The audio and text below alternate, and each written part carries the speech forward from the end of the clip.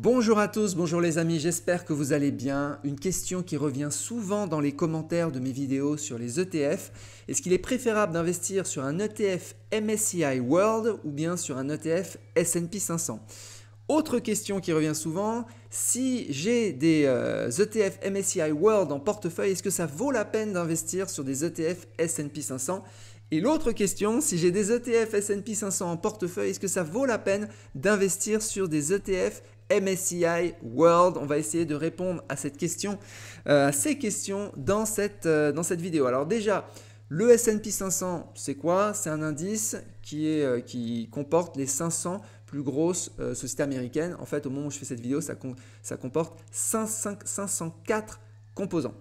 Le MSCI World, c'est un indice mondial, donc pas que les États-Unis. Et il a, au moment où je fais cette vidéo, 1512 constituants, donc plus important, plus large que le S&P 500. Donc, on pourrait résumer cette question en disant, est-ce que c'est mieux d'investir sur le monde entier ou simplement sur les États-Unis? Et est-ce que ça fait une différence? On va aller voir dans cette vidéo les overlaps, la corrélation, la volatilité, les performances, les méthodes de réplication. On va aller voir tout ça et on va essayer de trancher cette question. Alors déjà, allez, on va commencer par la performance. Vous avez ici en rouge le S&P 500 et en vert le MSCI World. On voit, alors qu'est-ce qu'on remarque? On remarque déjà que ça se suit, c'est très proche. Ouais. Et on voit que le S&P 500 surperforme, pas tout le temps, hein, vous voyez, hein, parfois le vert passe au-dessus du rouge, hein, ça veut dire que le MSCI World surperforme le S&P 500, mais c'est vrai qu'aujourd'hui, on voit quand même que le S&P 500 surperforme le MSCI World, mais c'est très proche, ça se suit, voilà, ça a la même forme, etc. Alors on va aller voir la corrélation. Voilà, alors corrélation, allez, on va commencer par corrélation. Vous allez voir les amis, on pourrait presque arrêter la vidéo. Rolling corrélation. Regardez ça. Donc ça, c'est la corrélation historique, c'est-à-dire on recalcule la corrélation depuis, vous voyez, 2015 et on voit que depuis 2020, on a une corrélation entre donc un ETF MSCI World et un ETF S&P 500, une corrélation, accrochez-vous les amis, de 0,989, c'est-à-dire de 99%. Il faut savoir que déjà quand on a une corrélation qui est au-dessus de 70%, on estime que les variables sont interchangeables, c'est-à-dire qu'elles sont très corrélées. Bon, 99%, autant dire que c'est réglé, on parle de la même chose. C'est-à-dire que c'est étrange même, on va essayer de comprendre pourquoi, on va rentrer dans les constituants, les secteurs, etc. Mais c'est très étrange, on est à 99% de corrélation. C'est juste hallucinant. Alors ça n'a pas toujours été le cas. On voit qu'en 2015, on était à 0,9, mais ne serait-ce que 90% de corrélation, c'est déjà énorme. Énorme qui fait que c'est à peu près la même chose. C'est-à-dire investir sur l'un ou investir sur l'autre, c'est à peu près pareil, on le voit ici. Alors à peu près pareil, on va quand même regarder que l'indice MSCI World est moins suivi que l'indice S&P 500. C'est-à-dire qu'il y a plus d'ETF en fait S&P 500 que d'ETF MSCI World et donc les ETF S&P 500 coûtent moins cher que les ETF MSCI World.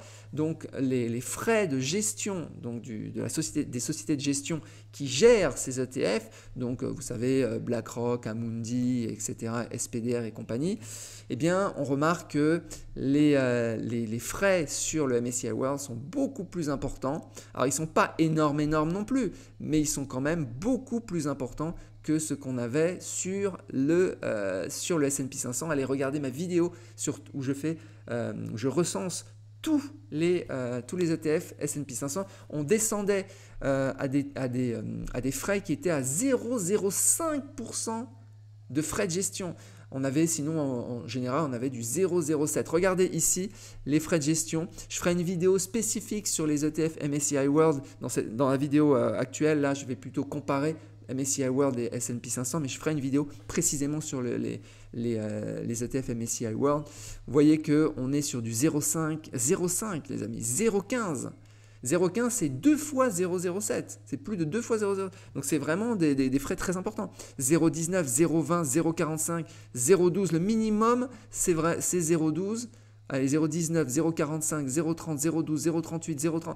Ça descend pas, on ne descend pas dans des 0,0 quelque chose. Donc ça coûte moins cher d'investir sur du S&P 500. Donc ça explique en fait pourquoi j'ai plutôt choisi d'investir sur du S&P 500 que sur du MSCI World. C'est très corrélé et ça coûte moins cher. Voilà, on continue. Alors, on pourrait se poser la question, mais comment se fait-il que ça soit autant corrélé, alors que dans un cas, il y a 1512 composants, le MSCI World, et dans l'autre cas, il y a 504 composants? Eh bien, c'est à cause des pondérations. Alors, ici, on est sur un site magnifique qui regarde un petit peu les overlaps. Les overlaps, c'est quoi? On va se poser la question sur les composants, donc les actions qui sont dans le S&P 500, combien d'entre elles sont aussi dans le MSCI World, sachant que le MSCI World est plus large. Et réciproquement, des actions qui sont dans le MSCI World, eh bien, est-ce qu'on les retrouve dans le S&P 500? Et vous voyez que sans surprise, regardez les amis, 97% des 504 composants du S&P 500, on les retrouve dans le MSCI World, c'est-à-dire presque la totalité. Et ça, c'est en non pondéré, parce que vous savez que ces indices sont pondérés, c'est-à-dire que les grosses sociétés de technologie, typiquement Apple, Microsoft, etc., elles ont des pondérations importantes, elles valent beaucoup dans l'indice. Donc si on pondérait, on serait à plus de 99, quelque chose. Donc on retrouve tout le S&P 500 dans le MSCI World. Et réciproquement, le MSCI World, on le retrouve seulement à 33%. Voilà. Dans le S&P 500. Donc ici, on a le overlap. C'est très bien fait. Et puis, ce qui est très intéressant, c'est ici. C'est de regarder en pondération. Eh bien, on voit que, regardez ici, États-Unis, États-Unis, États-Unis, États-Unis, États-Unis. Il n'y a que des États-Unis. C'est-à-dire qu'ils sont tellement présents en fait et tellement surpondérés que en fait, vous voyez dans le S&P 500, Apple par exemple représente 7,1%. Et bien dans le MSCI World, il représente 5%, ce qui est beaucoup aussi. Vous voyez, Microsoft représente 6,4, dans le S&P 500, il représente 4 dans le MSCI World, etc., etc. On retrouve toutes les sociétés technologiques qui aujourd'hui font le monde. Et donc, voilà, elles sont présentes dans les deux indices et elles sont pondérées de façon élevée dans les deux indices. Il faut que j'arrive en page 2. En page 2, on est toujours dans des actions américaines. Hein. Attention les amis, hein. On parle des plus grosses, dans la MSCI World, des plus grosses capitalisations mondiales. Hein. Il faut aller en page, je vais en page 3. Je suis toujours... Bref, vous comprenez que que le MSCI World contient énormément d'actions américaines de façon similaire en fait au S&P 500 et il contient en plus d'autres actions dans d'autres pays. Vous voyez ici, les États-Unis ne représentent entre guillemets que 67% de l'exposition pays au niveau du MSCI World. On a aussi le Japon à 6%, la Grande-Bretagne 4%, la France à 3%, la Suisse à 3,2%, etc. Donc, il y a beaucoup de pays, c'est diversifié, mais c'est très corrélé et majoritairement, ce sont les États-Unis. Donc, on arrive en fin de compte eh bien, à presque la même chose, sauf que ça coûte un peu plus cher. Voilà, autre différence significative entre les deux indices, c'est l'exposition sectorielle. Donc là, sans surprise, ça explique d'ailleurs la surperformance du S&P 500 par rapport au MSCI World. Eh bien, elle est située ici. On va voir la différence d'exposition. On remarque donc ici que les techs, vous voyez, si on va tout en bas, sont beaucoup plus importantes, beaucoup plus prononcées dans le S&P 500. Les sociétés de communication aussi et la santé qui sont plus importantes dans le S&P 500. Ce qu'on va retrouver plus important dans le MSCI World, c'est les financières. Industriels, materials, les biens de consommation courants, c'est les staples, l'énergie, etc., etc. Donc, les secteurs qui ont surperformé les dernières années, c'est-à-dire qui ont les techs et les sociétés de communication, eh bien, elles sont plus importantes dans le S&P 500, donc on observe une performance plus importante. Alors, est-ce que ça va être le cas dans les années futures? Est-ce que le secteur de la technologie et les communications, est-ce que ça va continuer à surperformer les autres secteurs?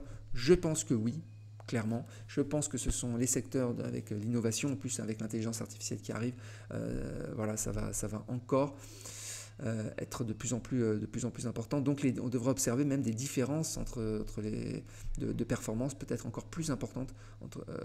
C'est-à-dire que le S&P 500 devrait se démarquer, se décrocher encore plus. Hein. Il le fait, mais il devrait se décrocher encore plus par rapport au MSCI World.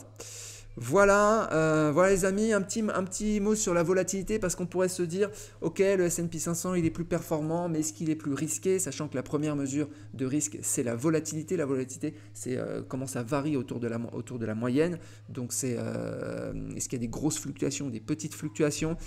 On a ici la volatilité qui a été calculée donc sur les deux indices. En vert, on a le S&P 500 et en bleu, on a le MSCI World. Eh bien, les amis, vous voyez, sans surprise là non plus, le risque est à peu près le même. C'est-à-dire, bien qu'il y ait une plus grosse diversification dans le MSCI World, ça n'empêche que ça reste aussi risqué en termes de volatilité. Vous voyez, des fois, la courbe verte est au-dessus de la courbe bleue, c'est-à-dire que le S&P 500 est plus volatile que le MSCI World, mais parfois le bleu repasse dessus, comme en ce moment, on a une volatilité qui est plus importante sur le MSCI World, vous voyez ici.